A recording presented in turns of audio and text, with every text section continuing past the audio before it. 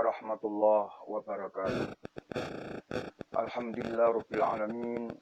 Wassalatu wassalamu ala nabiyyina Muhammadin wa ala alihi wa ashabihi wa man tabi'ahu bi ihsan ila yaumiddin.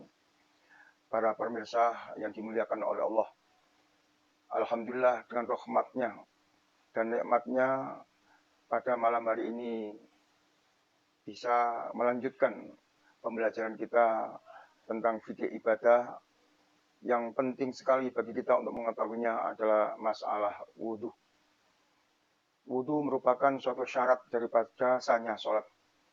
Oleh karena itu, bagi kaum muslimin yang ingin bagaimana sholatnya itu diterima oleh Allah Subhanahu wa Ta'ala, maka yang terpenting adalah bagaimana kita melaksanakan wudhu itu sesuai dengan petunjuk Allah dan sesuai dengan contoh yang disampaikan oleh baginda kita Rasulullah Muhammad Sallallahu Alaihi Wasallam.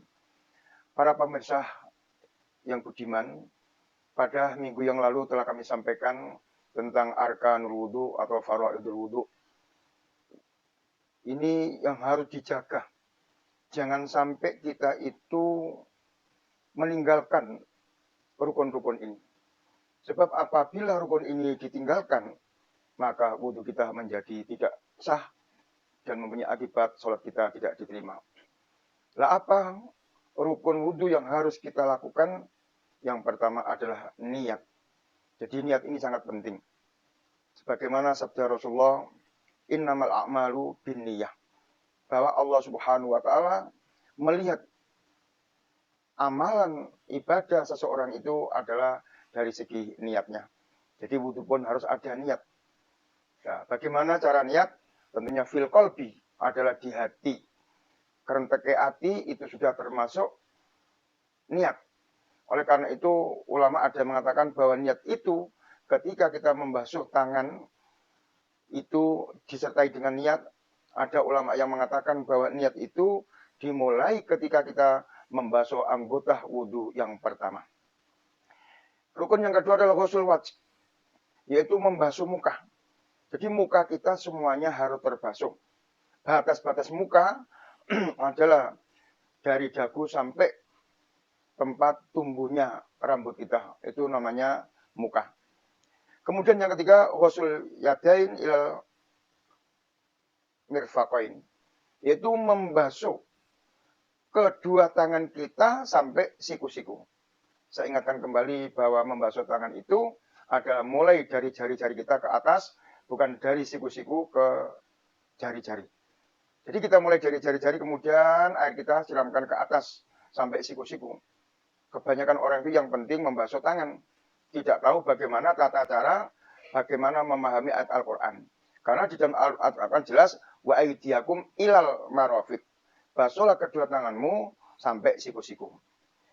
Yang keempat, rukun wudhu adalah mashur ra'si, yaitu membasuh kepala. Ya, membasuh kepala sebagaimana yang dicontohkan oleh Rasulullah adalah tangan kita beri air, kemudian kita gerakkan dari batas muka sampai tengkuk ke belakang, kemudian kita kembali ke muka, kemudian kita membasuh kedua telinga kita. Yang kelima, ghuslur rijlain ilal ka'bain, yaitu membasuh kedua kaki ilal ka'bain sampai kedua mata kaki. Jadi mata kaki harus termasuk kena air karena itu adalah termasuk bagian daripada kaki yang harus dibasuh. Dan yang keenam, tartib. Artinya sesuai dengan urutan ayat, mulai dari tadi niat, membasuh muka, membasuh kedua tangan, mengusap kepala, kemudian membasuh kedua kaki. Harus tertib. Nggak boleh dibolak-balik. Kaki dulu, kemudian kepala, kemudian tangan. Nggak benar. Karena ayatnya sudah jelas, urutan-urutannya dengan tertib.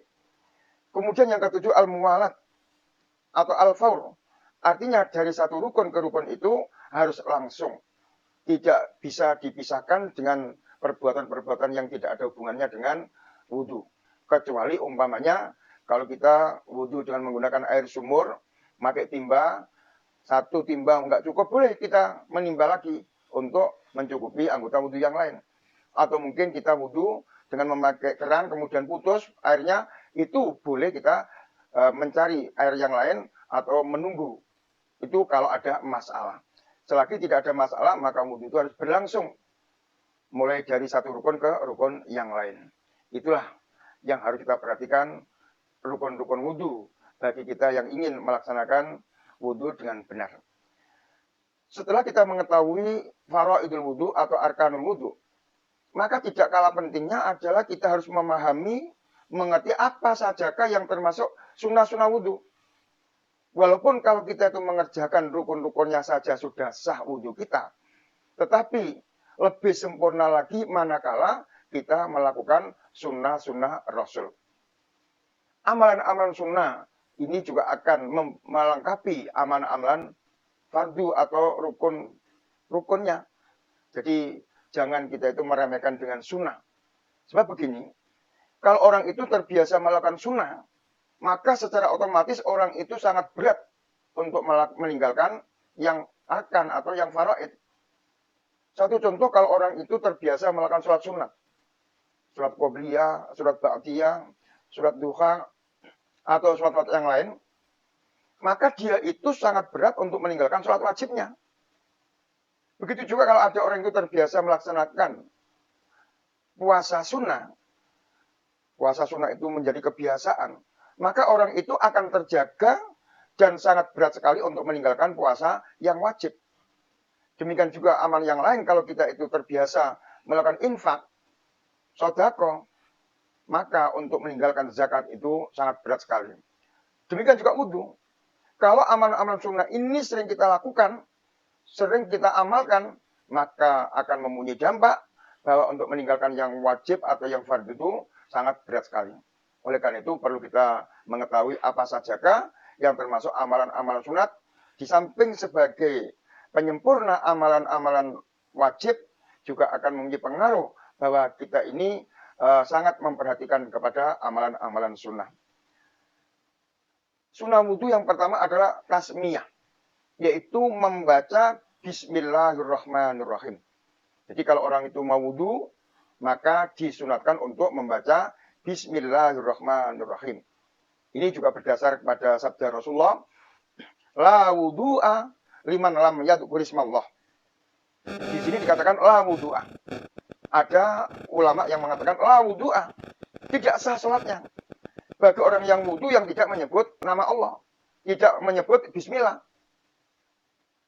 Tetapi ada orang yang mengatakan lah di situ bukan lah yang tidak menjadikan sahnya wudhu, tapi lahnya itu la wudhu'a, tidak sempurna.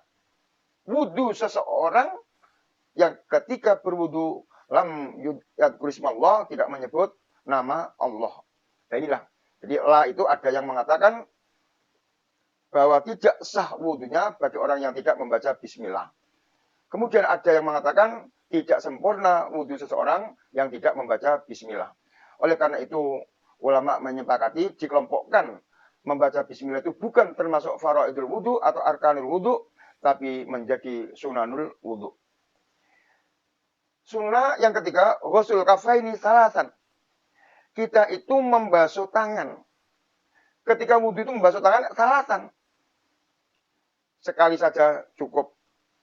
Tidak membasuh tangan pun cukup. Artinya untuk membasuh yang pertama itu, karena siapa tahu bahwa ketika kita bangun dari tidur umpamanya, tangan kita itu memegang kotoran-kotoran, memegang kemaluan umpamanya, atau memegang kotoran yang lain. Atau mungkin tidak habis tidur, mungkin tangan kita itu memegang pada tempat-tempat yang kotor. Nah itulah kita disunatkan ghuslul kafaini salasan, yaitu membasuh telapak tangan kita ini 3 kali sebelum kita melaksanakan arkanul wudhu atau faraidul wudhu. Ini ada sebuah hadis yang disabdakan oleh Rasulullah, liqauli Rasulullah sallallahu alaihi wasallam, idza staiqadha ahadukum min naumihi fala yaghmis yadahu fil ina'i hatta yaghsilaha salasan fa innahu la yadri aina batat yaduhu. Idza staiqadha ahadukum, apabila bangun tidur salah satu di antara kalian, fala yaghmis yadahu fil ina. Fala yaghmis yadahu fil ina. Tangan itu jangan dimasukkan ke bejana. Biasanya ada di suatu masjid atau musola itu ada jedingnya, tidak pakai keran. Sehingga tangan kotor itu langsung dimasukkan kepada bejana atau di tempat duduk gayung umpamanya, itu nggak boleh. Harus dibersihkan dulu tangan kita. Kenapa? Fa innahu la yadri aina batat yadu. Karena tidak tahu bagaimana pada waktu tidur itu keadaan tangan kita. Jadi kita disunahkan sebelum kita melaksanakan amalan-amalan wudhu atau arkan wudhu, yaitu mencuci telapak tangan kita disunatkan 3 kali. Jadi tidak mensucikan pun sudah sah, mencuci sekali pun sudah sah, tapi untuk mengambil sunahnya kita mengamalkan mencuci telapak tangan itu 3 kali. Kemudian sunnah yang selanjutnya asyiwak, yaitu siwak, sikatan bahasa Jawanya atau bahasa Indonesianya. Kata Rasulullah, laula an asyukka ala ummati la amartum bisiwak ma'a kulli wudu'in. Laula an asyukka ala ummati. Kalau seandainya saya tidak memberatkan kepada umatku, la amartuhum bisiwak. Tentu aku akan memerintahkan umatku bisiwak, bersikat gigi, ma'akul liwudu'in, setiap wudu. Jadi sunahnya kalau kita itu wudu, sebelum wudu kita disunatkan untuk menggosok gigi kita. Tapi ada yang mengatakan tidak harus pakai sikat, tapi memakai alat yang namanya siwak. Jadi kalau bapak-bapak, ibu-ibu yang berangkat haji, di sana ada yang namanya pohon siwak. Nah, pohon siwak itu biasanya dijual di kiri kanan masjid, di samping Masjidil Haram, di Mekah, di samping Masjidil Haram, Nabawi, Madinah. Itu banyak jualan-jualan pohon siwak. Dan itulah biasanya yang dipakai oleh orang-orang Arab ketika dia mau sholat, mau wudhu, dia memakai siwak dulu. Jadi kata Rasulullah, kalau seandainya tidak memberatkan, berarti Rasulullah tahu bahwa itu amalan yang sangat berat untuk bersiwak ketika kita mau wudhu. Tapi kalau kita sudah terbiasa mau wudhu, kita sikat gigi atau bersiwak dengan pohon siwak, itu insya Allah tidak ada keberatan untuk melakukannya. Dalam hadis yang lain pun juga ada, laula an asyukka ala ummati la amartum bisiwaki inda kulli sholah. Jadi malah di dalam sholat juga, sebelum kita melaksanakan sholat atau takbiratul ihram, maka kita pun disunahkan untuk bersiwak terlebih dahulu. Nah, siwak di sini tidak mungkin itu diartikan sikat gigi kemudian ada pasta giginya atau ada odolnya. Itu tidak seperti itu karena nggak mungkin orang mau Allah Akbar kemudian ke kolam dulu, ke kamar mandi dulu, ke toilet dulu, tidak mungkin. Nah, disitulah mungkin yang dimaksud siwak itu adalah pohon siwak atau batang siwak yang biasanya dibawa oleh orang-orang di saku, bisa dibawa kemana-mana, dan itu besarnya adalah seperti patelot atau seperti grip, itu jadi tidak besar sekali. Kemudian sunnah yang keempat, al-matmadah, yaitu berkumur. Banyak orang itu yang meremehkan berkumur. Kenapa Rasulullah itu menyunatkan berkumur? Karena siapa tahu bahwa ketika kita mau wudhu, habis makan umpamanya, kalau kita itu tidak mengamalkan sunnah matmad atau berkumur, dimungkinkan ada sisa-sisa makanan yang ada di mulut kita, ada sisa-sisa makanan yang ada di gigi kita. Kemudian kalau kita berkumur, tentu sisa-sisa makanan itu bisa keluar. Bisa hilang dari mulut kita, bisa hilang dari gigi kita. Sebab kalau itu nggak hilang, dikhawatirkan ketika sholat, orang itu masih makan sisa-sisa makanan yang ada di mulutnya tadi itu. Itulah rahasia kenapa Rasulullah itu memerintahkan al-matmadah, yaitu berkumur. Jadi jangan dikira bahwa berkumur itu tidak ada manfaatnya. Mungkin di samping itu juga, bagi orang yang habis makan jengkol umpamanya, nah itu dengan berkumur, barangkali bau-bau jengkol yang di mulut itu bisa hilang. Walaupun sangat berat hilangnya, tapi minimal bisa mengurangi bau jengkol yang ada di dalam mulut kita. Atau mungkin orang yang habis makan berambang, kemudian dia nggak berkumur, bisa juga bau berambang itu masih keluar dari mulut kita. Dan kalau ada bau-bau yang seperti itu, yang kurang sedap, yang kurang enak, kemudian dipakai sholat, dan dia bernafas, maka tetangga-tetangga kiri kanan soft itu akan merasa terganggu dengan adanya bau-bau mulut yang tidak enak itu. Oleh karena itu, Rasulullah memberikan pelajaran pada kita, supaya kita matmadah atau berkumur. Kemudian sunnah yang selanjutnya, al-istinsak wal istinsar. Apa yang dimaksud dengan ya, al-istinsak wal istinsar? Istinsak itu artinya kita menghirup air dengan menggunakan hidung. Jadi kita tuangkan air di gayung, kemudian air itu kita hirup melalui hidung kita. Itu di samping mempunyai manfaat yang sangat besar untuk kesehatan. Karena kita tahu bahwa hidung kita ini ada penyaringnya yang namanya bulu hidung. Nah, bulu hidung ini sangat menyaring udara-udara yang kita hirup. Kalau tidak ada bulu-bulu yang ada di hidung kita, maka dikhawatirkan udara yang kita hirup itu langsung ke paru-paru. Iya, kalau udaranya itu bersih, nggak jadi masalah. Tapi kalau udaranya itu mengandung debu, kemudian langsung ke paru-paru, maka tidak menyehatkan paru-paru kita, dan akhirnya kita pun tidak sehat. Oleh karena itu, dengan adanya al-istinsar, ini adalah untuk membersihkan kotoran-kotoran yang ada di hidung kita. Tentu tidak kita telan. Harus istinsar.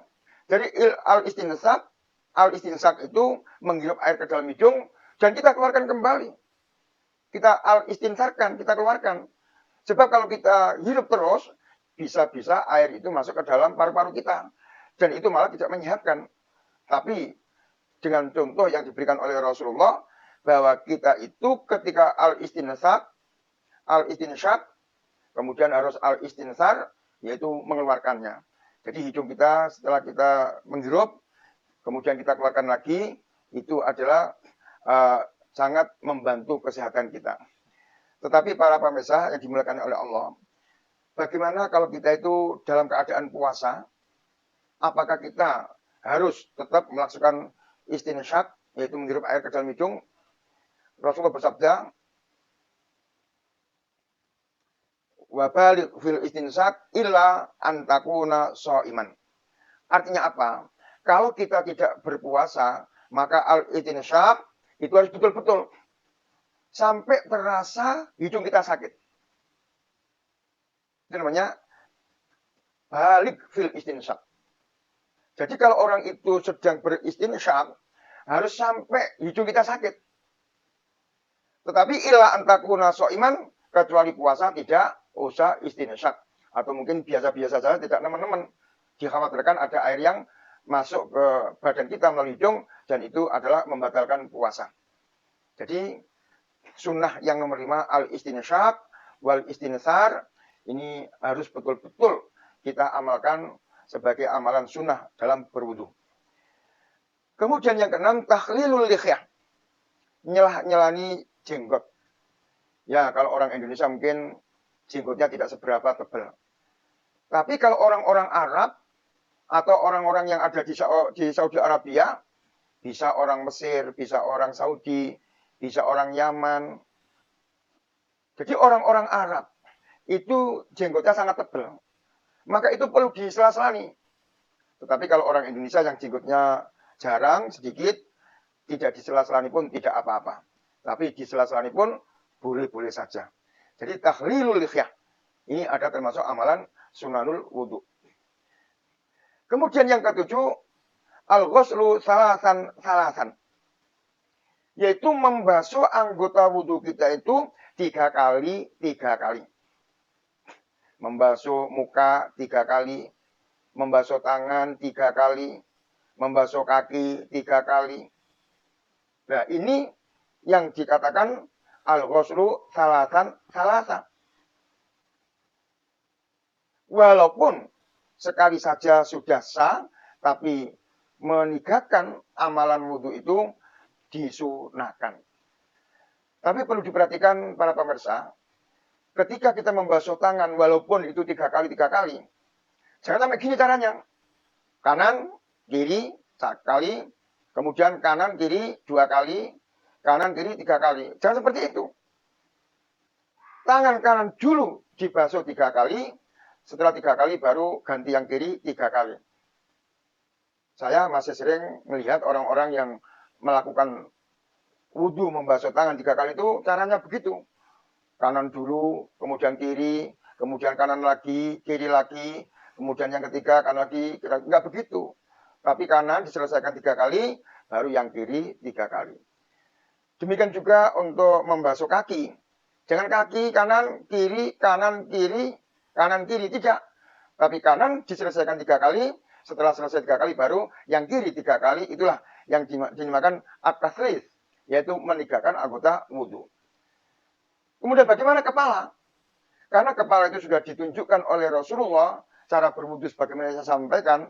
Maka tidak ada at-tasrif fi mashil ras. Tidak ada kesunahan untuk menegakkan membasuh kepala. Karena di sini al-ghuslu, bukan al-mashu. Kemudian yang ke-8, mashul udunain dhahiran wa batinan. Yaitu membasuh telinga luar dalam. Jangan yang dalam saja, jangan yang luar saja. Tapi luar dalam harus kita basuh. Dengan air apa? Apakah dengan air yang baru? Atau dengan air yang bersamaan dengan ketika kita membasuh kepala. Sebagaimana saya terangkan bahwa apa yang disampaikan, yang dicontohkan oleh Rasulullah kepada kita ketika membasuh kepala, maka tangan kita gerakkan ke belakang, kembali lagi, baru itu kemudian kita membasuh telinga kedua kita, kiri dan kanan, dalam dan luar. Nah, itu yang dicontohkan oleh Rasulullah. Kemudian sunnah yang nomor 9, takhlilul asabi' fil yadaini war rijlaini. Jadi karena itu menggunakan ghuslul yadain wa ghuslul rijlain, sebagaimana saya terangkan bahwa harus juluk, artinya harus digosok-gosok. Juga jangan lupa takhlilul asabi', menyela-nyelani jari kita, baik jari tangan maupun jari kaki harus kita sela-selani. Tidak cukup kita membasuh, kita gosok yang bagian atas saja, tapi harus kita sela-selani supaya nanti air yang kita pakai untuk membasuh tangan atau kaki itu bisa merata. Jadi harus disela-selani, ya, seperti gini disela-selani. Kaki pun demikian, tidak langsung diginikan, tapi enggak disela-selani. Jadi disela-selani itu adalah termasuk sunnah daripada wudhu. Hal ini sebagaimana sabda Rasulullah, liqauli sallallahu alaihi wasallam, idza tawaddu'ta, apabila engkau berwudu, fakhallil asabi'a yadaika, maka sela-selanilah jari-jari tanganmu, warijlaika, dan jari-jari kedua kakimu. Kemudian sunnah yang nomor 10, at-tayammun. At-tayammun itu selalu mendahulukan yang kanan. Jangan sampai kita itu mendahulukan yang kiri. Karena memang ayat Al-Qur'annya demikian, hadisnya juga demikian. Jadi ayat Al-Quran itu ditafsirkan dengan hadis bahwa Rasulullah itu ketika berwudu at-tayammun mendahulukan yang kanan daripada yang kiri. Artinya membasuh tangan kanan dulu kemudian yang kiri, atau membasuh kaki yang kanan dulu baru kaki yang kiri. Kemudian yang selanjutnya sunnah wudu, bahwa kita itu disunahkan itolatul ghurra wa tahjil. Yaitu ketika kita wudu itu betul-betul biayyasila fi ghusil wajhi ila safhatil udhi. Artinya kita itu ketika membasuh kepala wajah harus betul-betul sampai sini. Ya, jangan sampai kita tidak di bawahnya ini loh. Dan yang paling penting lagi juga membasuh tangan, membasuh kaki adalah kalau tangan sampai ada ini al-ududah ini, ada tulang yang muncul ini. Kemudian membasuh kaki juga sampai mata kaki, asako ini, tungkak. Nah, itu harus terbasuh, itu namanya itolatul ghurrah. Dan kita harus menjaga anggota wudhu kita ini. Artinya kita harus berposisi dalam keadaan wudhu. Karena inna ummati ya'tuna yaumal qiyamah ghurran mukhajjalin min atharil wudhu. Kata Rasulullah, besok di hari akhir itu, di hari kiamat, umatku yang wudhunya baik itu besok anggota wudhu itu akan terpancar. Ghurran mukhajjalin min atharil wudhu. Oleh karena itu, faman istata'a aminkum ayyutila ghurratahu falyaf'al.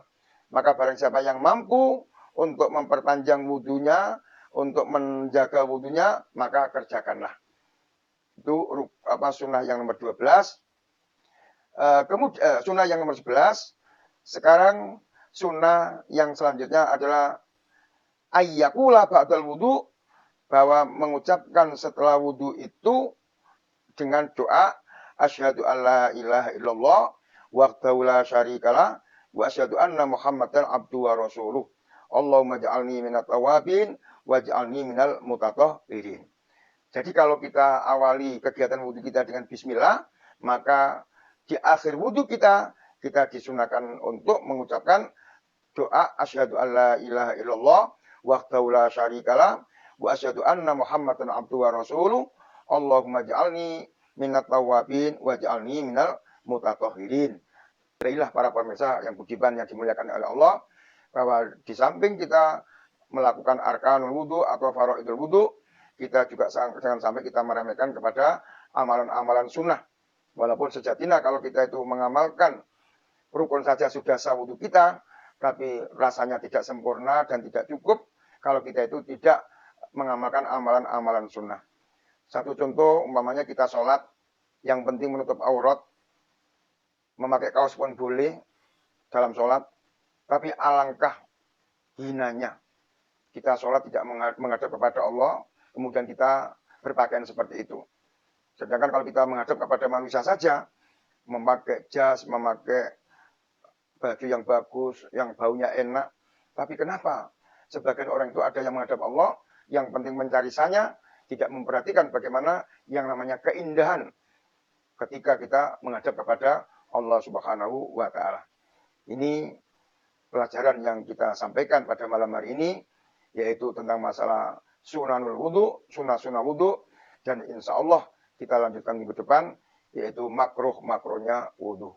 Wallahu a'lam. Assalamualaikum warahmatullahi wabarakatuh.